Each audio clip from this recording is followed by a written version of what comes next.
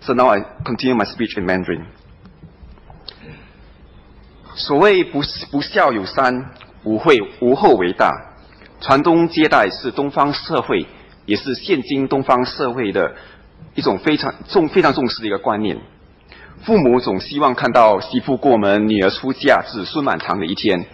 做子女的也很清楚，家长还有国家对自己的期待，甚至是一种义务。随着时代改变，越来越多人迟婚、不结婚、不生育，有的是自己的选择，有些则是没办法。原因很多，其中有一部分单身人士就是同性恋者。我有一些同性恋朋友，多数选择不公开他们的性取向，毕竟新加坡的社会还是保守的。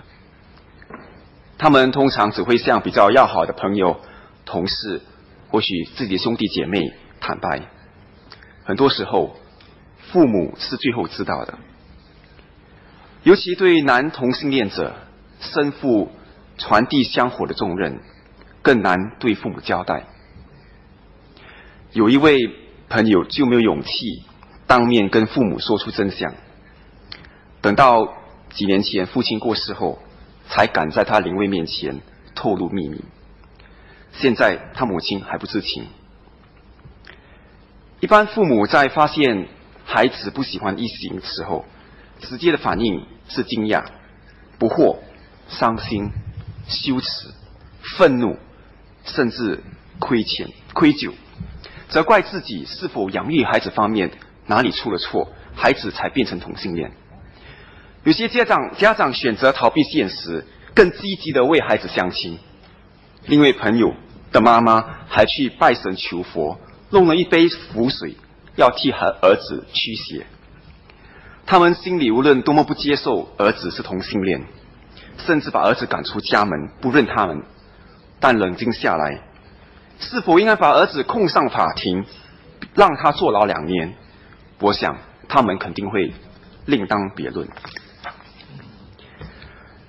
我一个朋友是独生子，妈妈还不能完全接受儿子不喜欢女人的事实，但她更担心的是儿子有一天会坐牢。毕竟她最清楚，她的儿子是个孝顺听话的好孩子，是个奉公守法的好公民，是一个事业有成的专业人士。她也认识儿子的男朋友多年，知道他们的生活非常检点。为人父母，对于孩子的品行为人肯定了如指掌。如果孩子的性取向跟一般人不同，是否就是坏人？是否就是做了伤天害理、杀人放火、破坏他人家庭幸福的事情？是否应该沦为罪犯呢？ Now back to my hypothetical scenario. We will also say that we introduce Section 377A as a symbol that the society is conservative, and we do not want to go down a slippery slope to see public display of affection between men, the fight for gay rights, and gay marriages. For 7 years, I've lived in London, a city that legalized consensual homosexual sex 40 years ago in 1967. I'm hence surprised to recollect my time there, and I've not seen any such behavior of intimacy between two men in public while I was there. Well, perhaps I've not been to the right places, but I've not seen anyone before my eyes. Perhaps we are afraid that the slope will be more slippery in Singapore. After all, we have a track record of taking a more progressive stance in some areas such as stem cell research and digital rights, leading the way, so to speak. We take into account the change of times and lifestyles. For example, Section 376E on sexual grooming of minors is a far-sighted nip in the bud. Times have changed and our attitudes towards different crimes and the punishments have evolved as well. Should the law reflect the general or popular opinion, or should it set up a framework to steer the way of thinking and behavior of its citizens, residents, and visitors? It is clear that we have chosen to take the former approach in this case. I do recognize that in today's situation, there is already an existing act And the debate is whether it should be retained or repealed, and not whether we should introduce a new act. We have inherited Section 377A from British. It is easier, and as the Senior Minister of State said, more practical to maintain the status quo than to change it. Because of the extensive and some may say polarized debate, we may not be ready to repeal the Act now. However, whether the perceived majority holding the status quo view has enough knowledge and understanding of the subject matter to make an informed opinion is another question.